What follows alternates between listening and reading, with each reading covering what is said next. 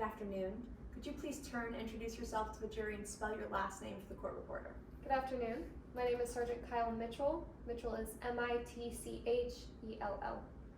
Sergeant, before we get too far into your testimony, could you just tell the members of the jury what your relationship is to this case? Sure. I was one of the investigating officers on the scene of that crash that occurred on August 3rd, 2021. And with your help, I'd like to create a bit of a roadmap of your testimony today. So first, I want to start off by talking about your background, training, and experience. Then second, we'll talk about your investigation and how you became involved in this case. And then third and finally, talk about any opinions you may have come to. Sound good? Yes, ma'am. So first, where is it that you work? I work for the Bunker Hill Police Department. And how long have you worked there? It's a little over 4 years now. And what is your role at the Bunker Hill Police Department? I'm a sergeant. How does one become a sergeant? First and foremost, you obviously have to attend the police academy. And how long is that training?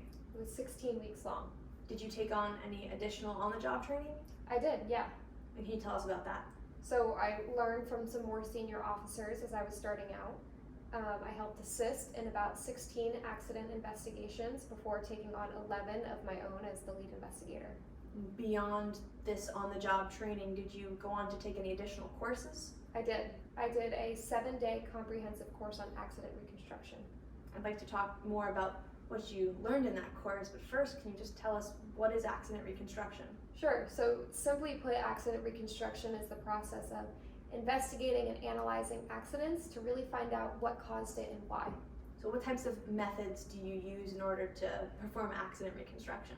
We employ a lot of kind of complicated methods. It has a lot of mathematics and physics, but it's a lot of using special equipment to take measurements, that kind of thing. Now, do you have to look at the vehicles themselves? Sometimes we do, absolutely. And did you use those methods in this case? Yes, ma'am, we did. Well, and now I want to shift to that second stop on our roadmap and talk about your investigation in this case. How did you first become involved? Well, I was at the police station when the call about the crash came in. My partner and I hopped in our squad car and we went to the scene. Now, can you just explain to us from a 30,000-foot view what the scene looked like when you arrived? Sure. When we arrived, there were boulders laying on the road. 4 vehicles pulled over amongst some other police cars that had already gotten there before us, and 4 ambulances. Did you have an opportunity to speak to witnesses at the scene? I did. I spoke with 10 of them, which included pretty much all the passengers of the vehicles. Did you know anyone involved in the collision prior to getting involved in your investigation? I did. One of the passengers was Teeter Landon, who is somebody that I kind of grew up in the same town with. And did your knowing Mr. Teeter Landon affect your investigation in any way? No, ma'am. So I'd like to now talk more about your investigation in this case. Did you prepare a diagram of the scene? I did. I prepared a diagram and put it in my report. And would it assist you in your testimony to be able to step down and explain that diagram to the members of the jury? Yes, it would. Your Honor, the witness has indicated it would assist her in her testimony to be able to step down. May she do so?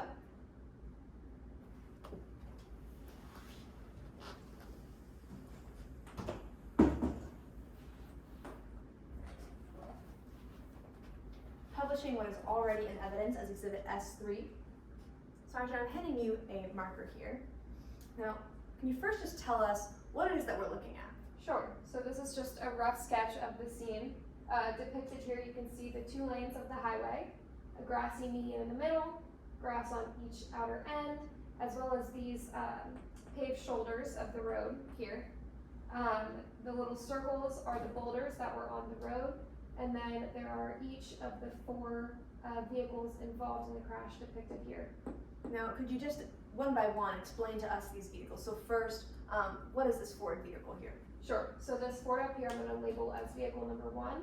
This was the company truck that was pulling the trailer in which the boulders fell off of. And this vehicle here, the Camry?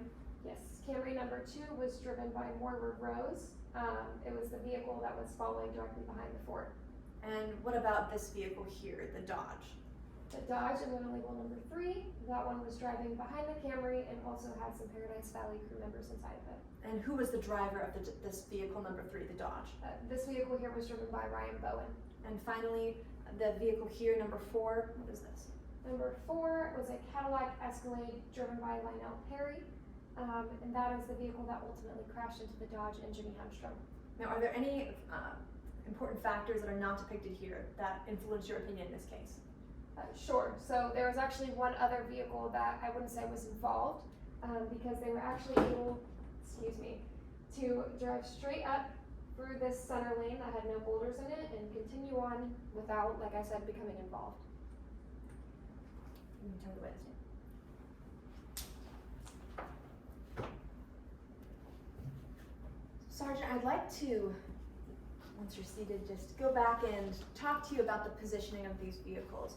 You mentioned that this Dodge vehicle was off here on this paved shoulder. Yes. Does that influence your opinion in this case? It does. And how so? It was unsafe to pull over into the paved shoulder of the road. I believe what they should have done instead was pull off into the grass next to it, giving the driver of the vehicle as well as the passengers a 10-foot buffer.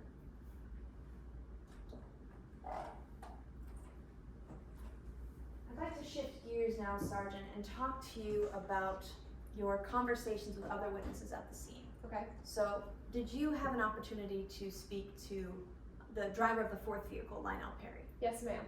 And what is it that Miss Perry told you that was occurring as she was driving? So I learned that while Lionel Perry, she was, in my opinion, distracted. She took 2 phone calls on her drive. She listened to a podcast and she was smoking a cigarette, all while driving down this busy freeway. Now, you mentioned that she was distracted. Using the information that we know as far as the distance and the speed that she was traveling, are you able to determine how much time Miss Perry would have had in order to avoid the collision? Yes, ma'am. Okay, I'd like you to walk me through that math, please. So, first, what is the starting point for this calculation?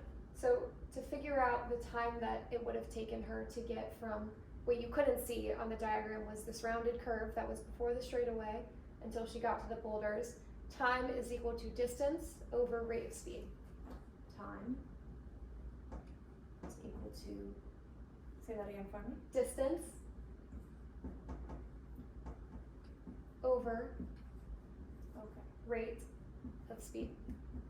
let's go ahead and leave that at.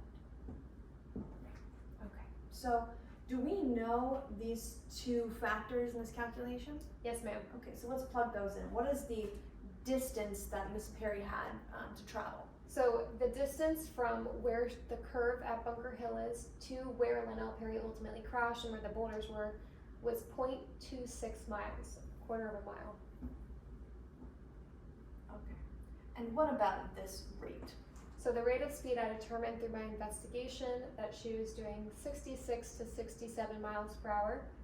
We'll be conservative and say she was doing 66.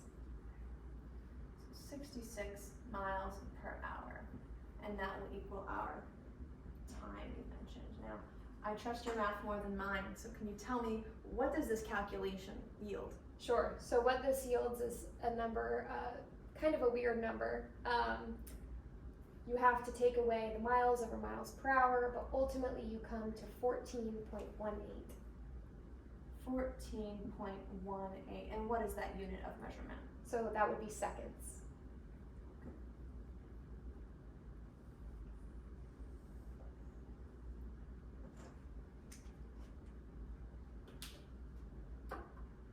Now, Sergeant, in your opinion, is 14.18 seconds sufficient time to avoid the obstruction? Absolutely. This number shows that Lionel Perry had 14.18 seconds to see those boulders and just continue in the middle lane like the other car did. And were, in fact, other vehicles able to avoid the obstruction? Yes. Your Honor, permission to preserve this for demonstrative uses later.